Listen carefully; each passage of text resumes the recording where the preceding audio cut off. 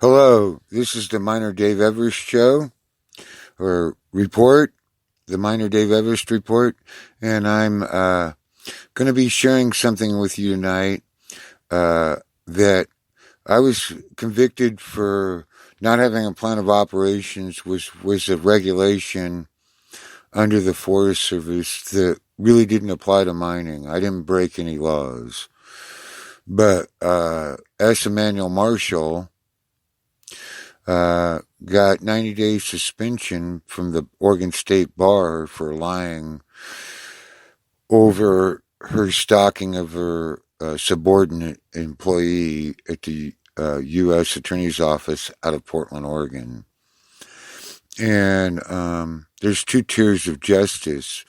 She had the Forest Service and Donna Mickle hound me, plus other U.S. attorneys, plus she wasn't the only U.S. attorney that did that, but they hounded me, and I'll share in the descriptions of all the links to the case sightings, but because the Supreme Court let a lower Ninth Circuit Court of Appeals let stand that you can let people sleep in the streets if you don't have a shelter to send them to, so you can't charge them with a crime.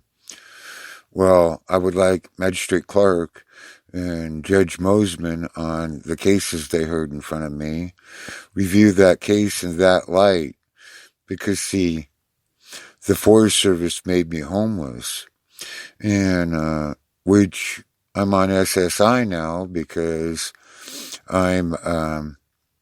they gave me high anxiety and post-trauma syndrome disorder for all the harassment they did. And there's links in there to videos on YouTube, videos that shows what the Forest Service did and who they sent out. Of course, there's also the Ninth Circuit's court case on the last case I had in front of Magistrate Clark, which the Supreme Court let stand, which I got 30 days in jail and 3 years bench probation. But that's all in the past.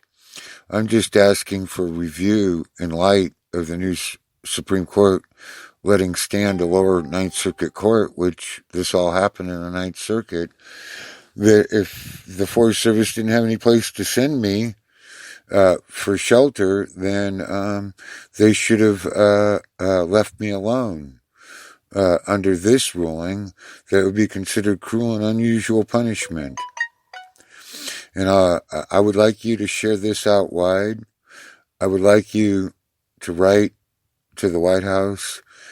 You can do this by copying this link to this recording and share it out. Please do that so I can get the word out. It's about numbers. If I get enough numbers, maybe I can get this case reversed. And remember, they took my camper that I stored stuff in, mining equipment, and they took my my shelter that I lived in, a trailer. Yes, I was living on a mining claim. Yes, I argued property rights over a mining claim.